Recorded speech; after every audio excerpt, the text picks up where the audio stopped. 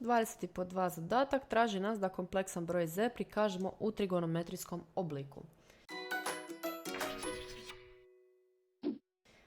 Što nam je uopće trigonometrijski oblik kompleksnog broja z? Pa ako pogledamo knjižicu formula, vidimo da ono što se traži da zapišemo broj u obliku, znači z nam je r kosinus fi plus i sinus fi, gdje nam je fi argument tog kompleksnog broja, a r modul. Kako računamo modul? Pa modul računamo kao korijen iz a na kvadrat plus b na kvadrat, gdje nam je a realni dio kompleksnog broja, a b imaginarni dio kompleksnog broja.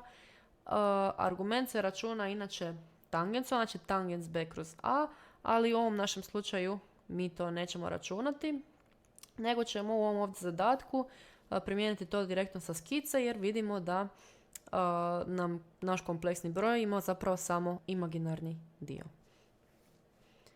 Znači, nacrtala sam jednu malu trigonometrijsku kružnicu, znamo da je to jedinična kružnica, znači ovo mi je realna, ovo imaginarna os, rekli smo da je ovdje 1 i ovdje 1, i vidimo da nam je z jednako 2i.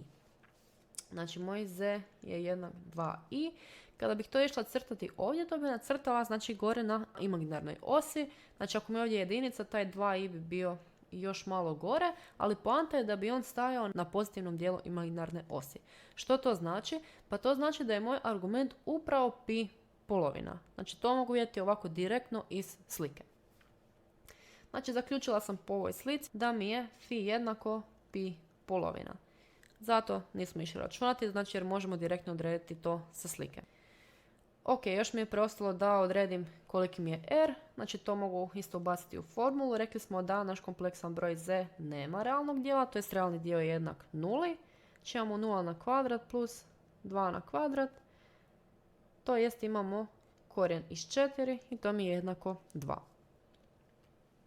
Znači imam sve potrebno da uvrstim u formulu za trigonometrijski oblik kompleksnog broja i onda mi je z jednak 2 kosinus pi polovina plus i sinus pi polovina. Čime smo zapravo jako brzo i jednostavno riješili ovaj zadatak.